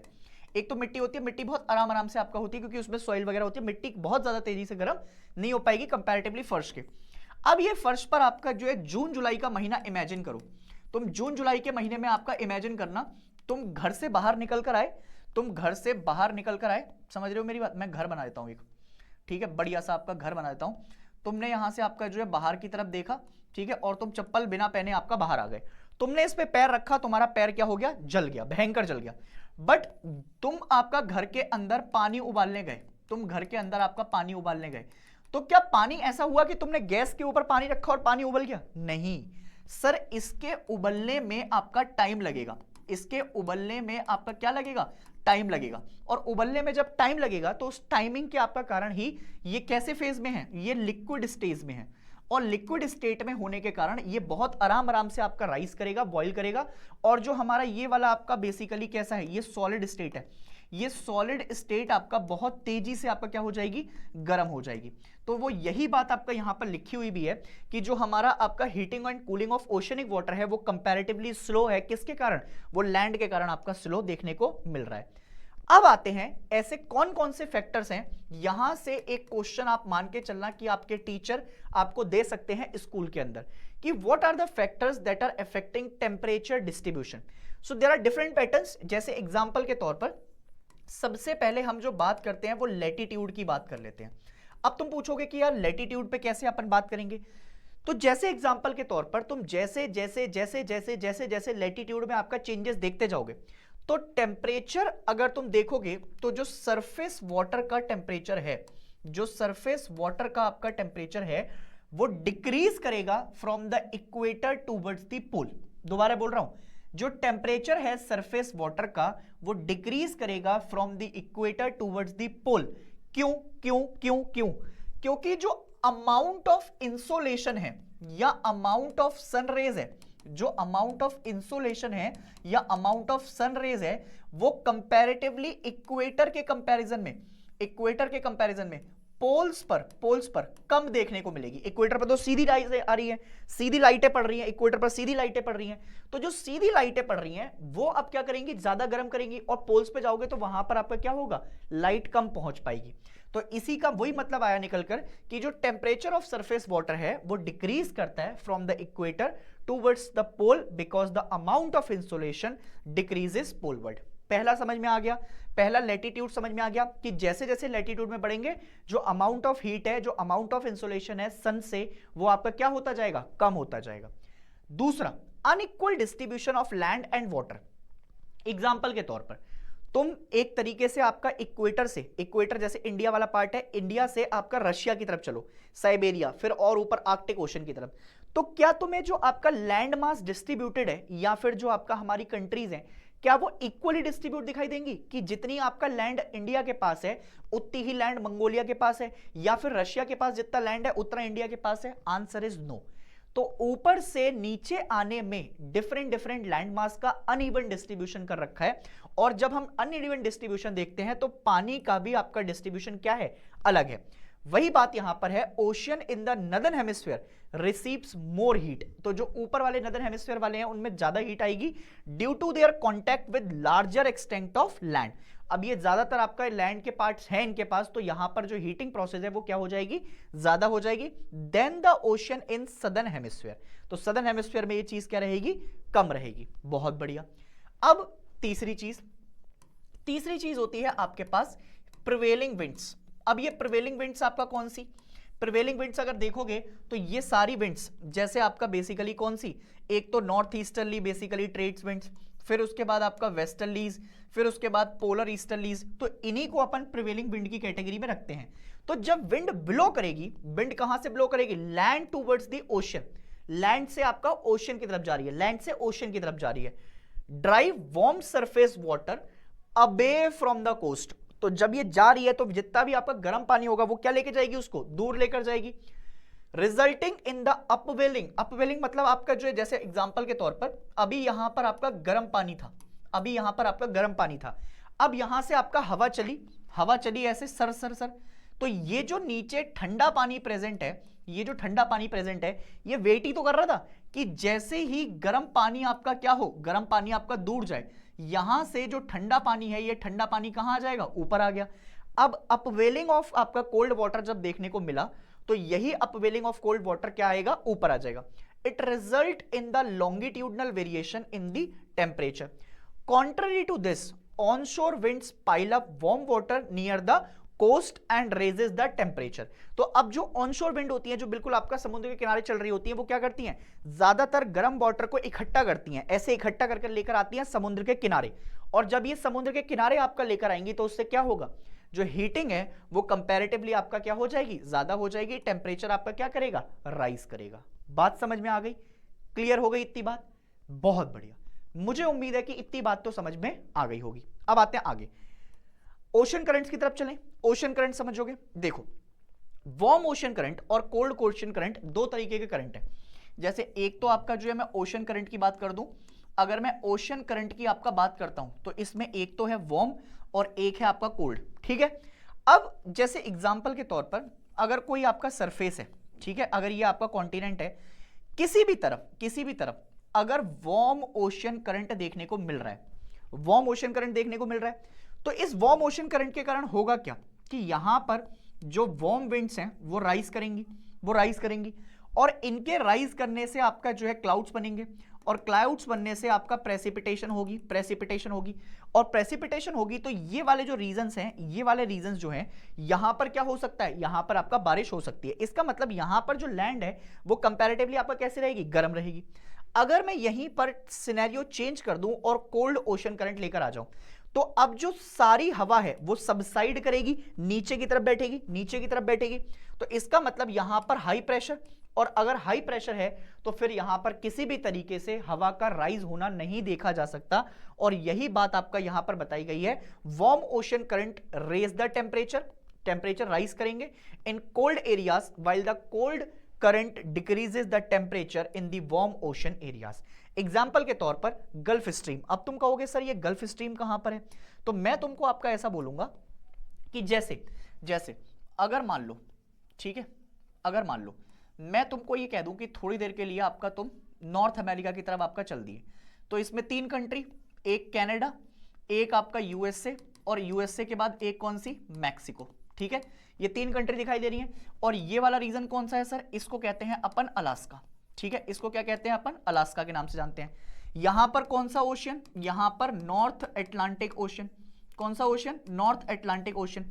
अब जब ये इक्वेटर के पास से आपका बेसिकली एक वार्म करंट राइज करा, तो वार्म करंट जब राइज करता हुआ जाएगा, इसको कहते हैं नॉर्थ इक्वेटोरियल करंट। क्या कहते हैं इसको, नॉर्थ इक्वेटोरियल करंट। और ये जो नॉर्थ इक्वेटोरियल करंट आपका यहां से पास हो रहा है, ये धीरे धीरे कर जब राइज करेगा तो जब ये यूएसए के पास से जाता है तो यहां पर एक स्ट्रीम मिलती है जो कि वार्म करंट की कैटेगरी में आती है, जिसको हम कहते हैं गल्फ स्ट्रीम। किस नाम से जानते हैं, गल्फ स्ट्रीम के नाम से। कैसा करंट है ये वार्म है। कैसा है, वार्म है। इस बात को जरा थोड़ा सा क्या रखिएगा, याद रखिएगा।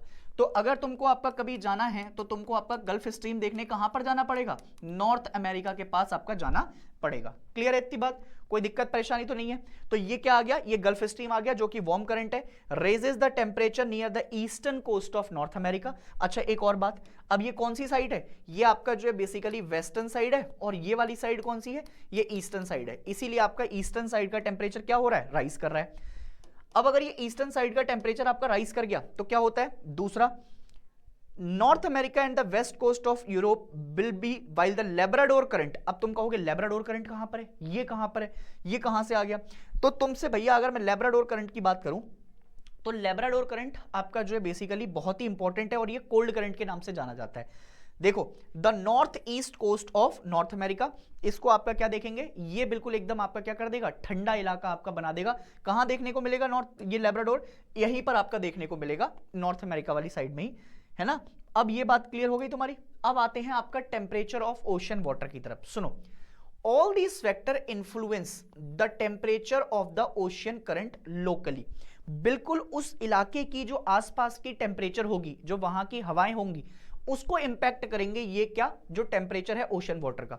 The enclosed sea in the low latitudes record relatively higher temperature than the open seas, whereas the enclosed sea in the higher latitudes have lower temperature than the open seas। इस पॉइंट को जितना important है, जैसे कभी तुम assertion reasoning के question देखोगे, या फिर आपका जो है ट्रू फॉल्स के रीजन देखोगे, या फिर तुम्हारे एमसीक्यू आपका बनते हुए दिखाई देंगे, ये एज इट इज देखने को मिलेगा। क्या बोला मैंने, इनक्लोज्ड सीज, इनक्लोज मतलब जो आपका बेसिकली सिकुड़ी हुई है, इन द हाई लैटिट्यूड्स, ऊपर जाते जाते, हैव लोअर टेम्परेचर, वहां पर टेम्परेचर कैसा होगा, lower temperature than the open seas. अब कोई सी आपका जिसके आसपास कोई भी लैंड मास कम है, वो आपका खुली हुई है, तो वहां पर टेम्परेचर कैसा होगा, वहां पर टेम्परेचर आपका जो कंपैरेटिवली हाई होगा।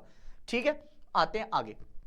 अब आते हैं horizontal and vertical distribution of the temperature की तरफ। अब देखो, बहुत ध्यान से देखना क्या बोल रहा हूं मैं। यहां पर 3 तरीके से आपका मैंने टेम्परेचर को डिफाइन किया हुआ है। जैसे देखो, ये आपका बेसिकली हम गए यहां पर ना, बेसिकली हमने 3 पार्ट में आपका जो है किसी भी पार्ट को डिफाइन किया है। एक तो होता है मेरे पास आपका ओशियनिक जोन, ये मैं तुम्हें और भी डिटेल में पढ़ाऊंगा, बट जैसे टाइड्स वगैरह अगर पढ़े ना अपन, तो इसको आपका और डिटेल में पढ़ा जा सकता है।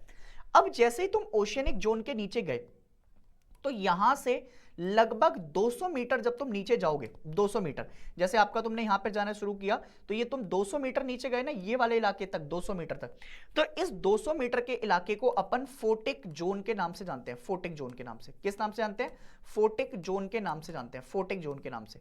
अब ये फोटिक जोन के नाम से क्यों जाना जाता है, ये 200 मीटर है और फोटिक जोन, क्योंकि यहां पर जो सूर्य की किरणें हैं वो सीधी आ रही हैं आपका अंदर, क्योंकि यहीं से तो आपको हमको क्या मिल रहा है, जो सी फूड मिल रहा है वो यहीं पर देखा जा रहा है। और अब और नीचे चला गया मैं, और जैसे ही मैं आपका पहुंचा 200 से लेकर 4000 मीटर तक के करीब में, तो यहां पर ए फोटिक जोन मुझे दिखाई देता है। ए फोटिक जोन क्या होता है, जहां पर सनरेज नहीं पहुंच पा रही हैं।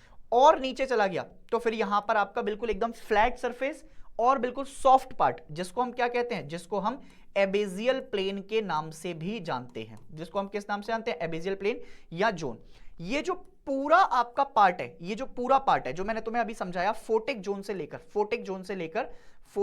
लेकर और नीचे तक, इसी को कहते हैं पेलाजिक, इसको क्या कहते हैं, pelagic regime, pelagic realm, realm भी कह दो या कुछ भी कह दो तुम, पेलाजिक रिम के नाम से इसको जाना जाता है। अब वो क्या कह रहा है, horizontal distribution of temperature in the ocean is studied with the help of distribution of land and C.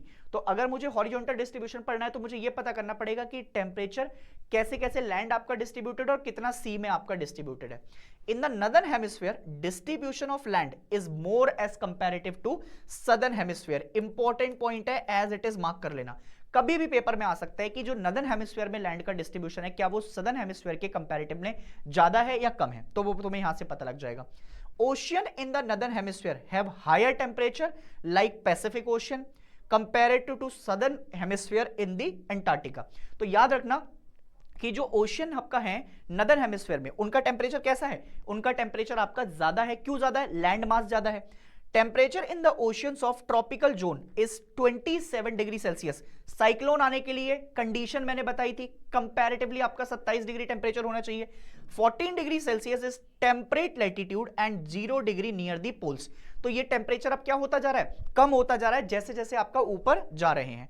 And the rate of decrease of temperature is 0.5 degree Celsius per latitude in the oceans. The average temperature for all the ocean is 17.2 degree Celsius. पूरे आपका जो है सबका देखोगे, सबके temperature को आपका mix कर दोगे तो सबके टेम्परेचर को आपका मिक्स कर जब मैं एवरेज निकालने बैठूंगा तो वो कितना आएगा, that would be around 17.2 degree Celsius. क्या ये बात समझ में आ गई, बिल्कुल आ जानी चाहिए, कोई डाउट नहीं होना चाहिए। ये जो लाइनें आपका मैंने लिखवाई हैं इनको please as it is notebook में आपका छाप लेना। तुम्हारे टीचर्स आपका खेला करने की तारीख में पूरे रहेंगे, पर क्योंकि तुमने आपका पांडे जी को देखा है तो पांडे जी की आपका मुंह की निकली हुई बातें तुम्हारे कानों में जा रही हैं और मैं उम्मीद कर रहा हूं कि तुम इस बात को सुन भी रहे होगे। आगे बढ़े, अब आते हैं horizontal and vertical distribution of the temperature पर। अब सुनो, temperature of ocean is maximum at the surface. जो सबसे आपका बिल्कुल ओशन का सरफेस होगा वहां पर टेम्परेचर कैसा होगा, ज्यादा। क्यों, क्योंकि हीट रिसीव आपका कैसी है, ज्यादा है सन से। जैसे जैसे आपका ओशियन सरफेस में जा रहे हैं द टेम्परेचर स्टार्ट डिक्रीजिंग। अंदर की तरफ जाऊंगा तो एफोटिक जोन मैंने बताया था। अब एफोटिक जोन जहां पर आपका जाओगे तो एफोटिक जोन पे आपका सनरेज नहीं पहुंच पा रही है, और अगर सनरेज पहुंच ही नहीं पा रही है तो ऑब्वियस सी बात है कि टेम्परेचर डिक्रीज हो जाएगा। The region from where there is a certain decrease in the temperature is called as thermocline. इस पॉइंट को जितनी जरूरी है उस तो आपका याद रखना कि भाई जहां पर भी ये पूरा आपका सर्टेन टेम्परेचर डिक्रीज होना शुरू होगा, जहां से आपका टेम्परेचर डिक्लाइन होना शुरू हो जाए, उस पॉइंट को क्या कहते हैं, उस पॉइंट को कहते हैं थर्मोक्लाइन। ठीक है, 90% of total volume of water is present below thermocline. इस बात को याद रखिएगा, जो ऊपर वाला हिस्सा है वहां पर आपका बहुत ज्यादा पानी या फिर आपका नहीं मिलेगा ओशंस तुमको देखने को। जैसे ही तुम थर्मोक्लाइन के नीचे गए, अब तुम कहोगे थर्मोक्लाइन कहां है, ये जो थर्मोक्लाइन तुम्हें दिखाई दे रही है 1000 मीटर से नीचे चले गए 4500 मीटर तक, इसी को तुमने आपका क्या कह दिया, इसी को तुमने थर्मोक्लाइन कह दिया। तो 1000 मीटर के जैसे जैसे 4500 तक जाओगे तो ज्यादातर 90% पानी तुमको वहीं पर प्रेजेंट दिखाई देगा। First layer of thermocline range is between 0 to 500 metre, और फिर देखोगे तो टेम्परेचर वहां पर 20 से 25 डिग्री सेल्सियस ही तुमको देखने को मिलेगा ट्रॉपिकल एरियाज में। Second layer of thermocline range between 500 से लेकर 1000 मीटर तक, और टेम्परेचर वहां पर कितना है 8 से 16। कितना ज्यादा वेरियस रेंजेस आपका देखने को मिली है कि एक जगह 20 से 25 और एक जगह 8 से 16। उसका रीजन क्या है, 8 से 16 नीचे एफोटिक जोन में आ गया, क्लियर है, और it is present near the temperate areas. इतनी बात भी समझ में आ गई। और फिर जो तीसरी लेयर आपका डिवाइडेड है किसकी, थर्मोक्लाइन की, दैट इज टिल दी आपका कहां तक, ओशियन फ्लोर तक, और टेम्परेचर वहां पर कितना मिलेगा, मात्र 0 से 4 डिग्री सेल्सियस। तो अगर मैं आपका डिफाइन कर दूं तो कैसे कैसे, सबसे पहले आपका जो बात की है वो की है 0 से 500 मीटर, और टेम्परेचर कितना है वहां पर 20 से 25 डिग्री।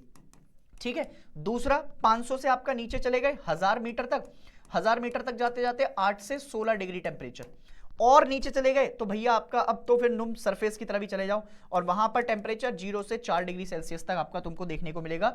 ये सारी बातें आपका एनसीईआरटी की बिल्कुल किताब के अंदर लिखी हुई हैं, ये बात तुमको समझ में आ जानी चाहिए। क्लियर है इतनी बात? Horizontal and vertical distribution of ocean समझ में आ गया। Most important and demanding topic है ये, most important and demanding topic है, जहां से कोई भी टीचर क्वेश्चन डालना चाहता है। और मैं ये जानना चाहता हूं कि क्या तुमने एक एक लाइन पढ़ी है या फिर आपका हवाबाजी में सब कुछ बल्ले बल्ले वो हो गया तुम्हारा? नहीं बेटा, है ना? आओ अब चलते हैं आपका नेक्स्ट टॉपिक की तरफ, जिसको अपन कहते हैं सैलिनिटी। अब क्या कहते हैं हम इसको? सैलिनिटी। सैलिनिटी मतलब कितना सलाइन है आपका पानी, कितना सलाइन है, तो उसको देखेंगे। Salinity refers to the presence of dissolve salt in the sea water, मतलब समुद्र के अंदर कितना आपका डिसॉल्वेशन देखा गया है, किसका? सॉल्ट का।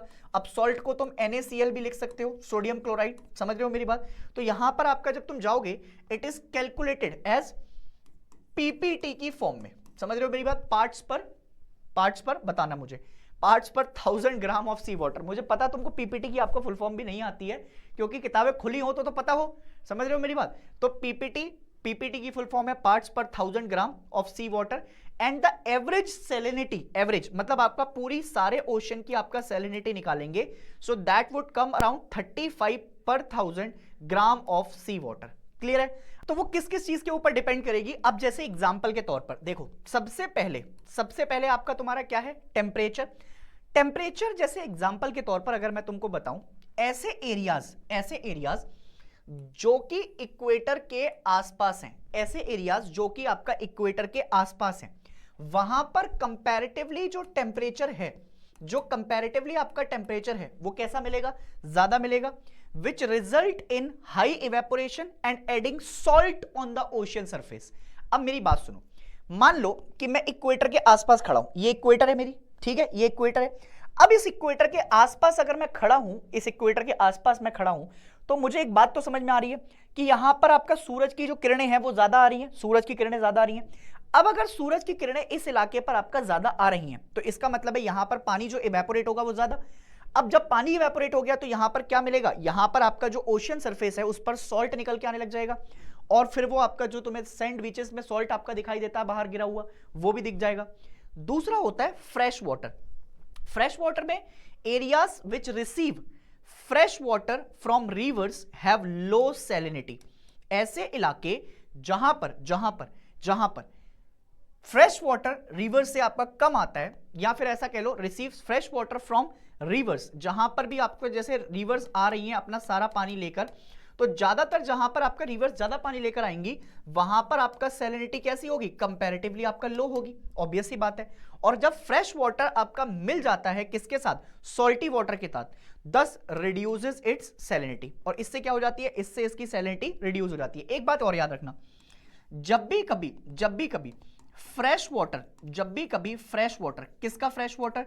रिवर्स का फ्रेश वाटर, और किसी भी तरफ से ओशियंस का जो आपका सॉल्ट वाटर है, जहां पर भी ये मिक्स करेंगे, इसको अपन किस नाम से जानते हैं? यहां पर मोस्टली एस्चुरीज फॉर्म्ड होती है। क्या बनती है? एस्चुरीज आपका बनती हुई तुमको दिखाई देंगी। क्लियर है इतनी बात? इस पॉइंट को भी आपका याद रखिएगा।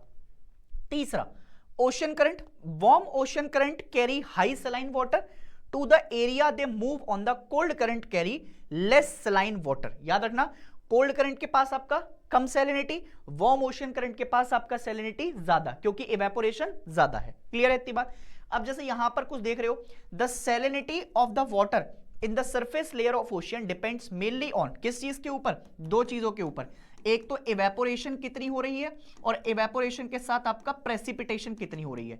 तो अगर इवेपोरेशन ज्यादा है तो आपका वहां की सैलिनिटी क्या होगी? ज्यादा होगी। अगर इवेपोरेशन कम है और वहां पर आपका बारिश ज्यादा हो रही है तो उसकी सैलिनिटी आपका वैसी हो जाएगी। Mostly surface salinity is influenced by, जितने भी कोस्टल रीजन होते हैं उनसे ज्यादा आपका इन्फ्लुएंस करती है। इसके अलावा विंड भी एक आपका रीजन होता है जो कि सैलिनिटी को आपका क्या करता है? इन्फ्लुएंस करता है। और उसके अलावा ओशन करंट, जो कि मैंने तुम्हें बता दिया कि जहां पर कोल्ड करंट वहां पर आपका लेस सलाइन, जहां पर वार्म ओशन करंट वहां पर आपका सैलिनिटी ज्यादा हो गई। क्लियर है इतनी बात? अब आते हैं सैलिनिटी इन ओपन ओशन की तरफ, सुनना बहुत ध्यान से। अगर मैं तुमसे हॉरिजॉन्टल डिस्ट्रीब्यूशन ऑफ सैलिनिटी की बात करूं, तो जो सैलिनिटी है नॉर्मल ओपन ओशन के अंदर, नॉर्मल ओपन ओशन के अंदर, नॉर्मल की बात कर रहा हूं, नॉर्मल ओपन ओशन अगर कोई है तो उसके अंदर जो सैलिनिटी है that would be 33 degree Celsius से लेकर 37 डिग्री सेल्सियस के बीच में। जैसे एग्जांपल के तौर पर अगर तुम रेड सी की तरफ चले जाओगे तो रेड सी वाली तरफ आपका जो है बेसिकली अब क्या हो जाएगा, अब तुम रेड सी की तरफ जाओगे तो वहां पर टेम्परेचर राइज कर जाएगा, वहां पर आपका सैलिनिटी लगभग 41 डिग्री सेल्सियस के आसपास आपका देखने को मिलेगी। ऐसे ही while in the estuaries and the Arctic the salinity fluctuates from 0 से लेकर आपका 35 डिग्री सेल्सियस के आसपास। इसके अलावा in hot and dry region where evaporation is high the salinity sometime reaches to 70 degree PPT के पास भी आपका चली जाती है। So salinity variation Pacific ocean में क्या होगा, is mainly due to the shape and larger areal extent. Salinity decreases from 35 degree ppt to 31 on the western part of northern hemisphere. ठीक है, इसके अलावा यहां पर अगर तुम देखोगे तो एवरेज सैलिनिटी अटलांटिक ओशन की जो बात की गई है वो बात की गई है अटलांटिक ओशन में कितनी है 36 डिग्री पीपीटी के पास, और highest salinity is recorded between 15 degree to 20 degree latitude. Maximum salinity is 37 degree is observed between 20 degree north latitude to 30 degree north latitude. यहां पर आपका देखोगे तो ये गिर जाएगी। एक और चीज याद रखना, जैसे जैसे तुम आपका नॉर्थर्न हेमिस्फीयर की तरफ आपका जा रहे हो वो नॉर्दर्न हेमिस्फीयर की तरफ आते आते डिक्रीज होने लग जाती है। क्लियर इतनी बात, नॉर्दर्न हेमिस्फीयर की तरफ जाओगे तो वो क्या हो जाएगी, डिक्रीज। क्यों, क्योंकि वहां पर फिर आपका सनलाइट जो सनरेज है वो कम आती हैं, और फिर वहां का जो एक्चुअली पानी है वो पानी आपका ज्यादा होगा, वहां पर आपका जो है क्या होंगी, इवेपोरेशन कम होंगी। क्लियर। अब ओपन सीज में क्या होता है, which have access to fresh water, तो रिवर्स बहुत सारी आती हैं वहां पर। अब जब वो बहुत सारी रिवर्स को लेकर आएंगे तो if open are located near to the equator they will have less salinity because heavy rainfall will increase the fresh water and decrease the salinity. Salinity is also less in the polar areas. Polar areas में कम क्यों है, क्योंकि वहां पर आपका glacier वगैरह ज्यादा है, वहां पर फ्रेश मेल्टिंग ऑफ आइस ज्यादा देखने को मिलती है, तो उसकी वजह से आपका पोलर इलाके में भी क्या हो जाएगी, सैलिनिटी कम हो जाएगी। इक्वेटर पे आओगे तो ज्यादा। क्लियर। अब पार्शियली इनक्लोज सीज में क्या होता है, which are partially covered by the land. किससे आपका कवर्ड है, लैंड से आपका कवर्ड देखने को मिलती है। जैसे एग्जांपल के तौर पर मैंने तुमको बताया था ऊपर यूरोप नीचे अफ्रीका, ये यूरोप और ये अफ्रीका, इसके बीच में आपका एक पूरी मेडिटेरेनियन सी, तो रेड सी, बाल्टिक सी, ये सारी have high salinity because of its location in the high temperature. तो ये जुड़ी हुई है इसके बीच में। ठीक है, अब ये जो जुड़ी हुई है इसके बीच में तुम्हें ऐसा लगेगा कि आपका ये मेडिटेरेनियन सी ऊपर आपका जो है बेसिकली यूरोप और नीचे अफ्रीका, दोनों के बीच में आपका मिल रही है। अब Mediterranean sea have a high salinity because of its location. क्यों, क्योंकि भाई ये चारों तरफ से आपका जो घिरी हुई है ना वो आपका लैंड से घिरी हुई है, और उसी के हिसाब से आपका जो टेम्परेचर है, temperature area which increases the evaporation rate and the absence of large river help in the increase in the salinity. अब बहुत बड़ी बड़ी रिवर्स तो नहीं है, जैसे आपका हमारी ब्रह्मपुत्र हो गई, गंगा हो गई, इंडस हो गई, ये सारी रिवर तो नहीं मिल रही है। इसकी वजह से आपका क्या होगा, इसकी वजह से जो आपका मेडिटेरेनियन सी की आपका जो सैलिनिटी है वो क्या होगी, कंपैरेटिवली ज्यादा।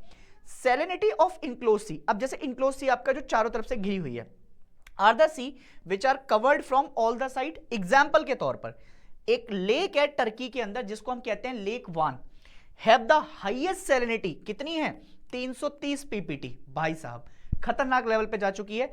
इसके अलावा dead sea have 24 PT salinity and the great salt lake have 220 PPT salinity. तो ये एक एमसीक्यू भी तुम्हारे पेपर में बन सकता है, देख रहे हो राजा जी। पीपीटी के तौर पर आपका ये क्वेश्चन पूछेगा तुमसे कि भैया हाईएस्ट सैलिनिटी कहां देखने को मिलेगी, तो तुमको पता है कि कहां देखने को मिलने वाली है। अब आते हैं वर्टिकल डिस्ट्रीब्यूशन ऑफ सैलिनिटी पर। जैसे ही मैं आपका सी सरफेस पर आया तो सी सरफेस की सैलिनिटी इज इंक्रीज्ड बाय, किसके कारण, जैसे जैसे आपका इवेपोरेशन ज्यादा देखने को मिलेगा, जैसे जैसे आपका इवेपोरेशन ज्यादा देखने को मिलेगा, is reduced by the addition of fresh water. Fresh water में आपका क्या होगा, फ्रेश वाटर में आपका जो है बेसिकली अगर तुमसे बोलूं मैं तो फ्रेश वाटर में क्या होगा, फ्रेश वाटर में बेसिकली अगर ज्यादा फ्रेश वाटर मिलेगा ओशन के अंदर तो उसकी salinity reduce. More salinity will add more salt to the water, more salinity will add more salt to the water. ज्यादा आपका सैलिनिटी पानी के अंदर, ज्यादा आपका water makes water more dense, गहरा हो जाएगा। With the increasing depth, the salt keep on depositing and the salinity increases with the increasing depth. जैसे जैसे आपका बेसिकली नीचे जाते जाओगे वैसे वैसे salinity आपका राइज होती जाएगी. हेलोसलाइन इज द लाइन, याद रखिएगा इसको, एमसीक्यू बन सकता है यहां से. Halocline is the line which help in the reflecting the amount of salinity in the area. तो इन लाइंस को अगर आप याद रखेंगे तो इससे क्या होगा, इससे आपका जो बेसिकली उस जगह की सैलिनिटी या फिर आपका रिफ्लेक्ट कितना आपका वहां पर है वो दिखाने में आपकी मदद कर देगी. अब मैं बढ़ता हूं आपका बेसिकली क्वेश्चंस की तरफ, क्योंकि ये चैप्टर को आपका मिल चुका है पूर्ण विराम और यहां से अब मैं आपका जा रहा हूं क्वेश्चंस की तरफ. Identify the element which is not a part of hydrological cycle. Evaporation, hydration, precipitation, condensation में से हाइड्रेशन आपका यहां पर आ जाएगा. दूसरा, the average depth of the continental slope. तुमको मैंने बताया था कॉन्टिनेंटल स्लोप तो 200 मीटर से लेकर आपका 2000 मीटर तक तुमको याद है क्या? बिल्कुल आपका याद होगा सर. इसके अलावा विच one of the following is not a minor relief feature. इनमें से माइनर रिलीफ कौन सा नहीं है? तो सर एक अटोल जो है वो माइनर रिलीफ फीचर आपका नहीं मिलेगा आपको. ठीक है, इसके अलावा और आगे बढ़ोगे, so which one of the following is the smallest ocean. इन सब में से तो आर्कटिक ओशन सबसे छोटा देखने को मिलेगा. Why do we called earth a blue planet. चारों तरफ से आपका जो है अगर हम देखते हैं तो टेरेस्ट्रियल प्लैनेट आपको देखने को मिलेंगे और इसेंशियल कंपोनेंट्स आपका देखने को मिलेंगे. तो चारों तरफ जो एग्जिस्टेंस मिलेगा पानी का वो आपका ज्यादा मिलेगा और पानी के एग्जिस्टेंस से आपका हम इसको ब्लू प्लैनेट के नाम से जानते हैं.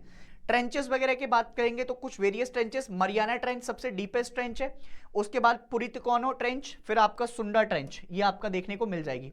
थर्मोसलाइन लाइन क्या होती है मैंने तुमको बताया, 3 पार्ट में डिफाइन कर रखी है वो.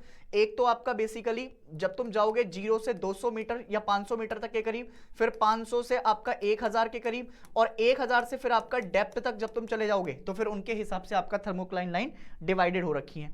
फिर उसके बाद ओशियंस के हिसाब से आपका चलोगे तो ये तुम लिखते हुए चलोगे. ठीक है, examine the factor that influence the temperature. आ गया होगा समझ में, latitude, unequal distribution of land, ocean current, salinity, prevailing winds, ये सारी चीजें, और फिर horizontal distribution of the salinity. I hope कि आपका सारे क्वेश्चन अब तुम बढ़िया से आपका लिख पाओगे और पेपर में बढ़िया करके आओगे तुम. ठीक है, तो मिलती है मंजिलें उन्हीं को जिनकी आपका परों में उड़ान होती है.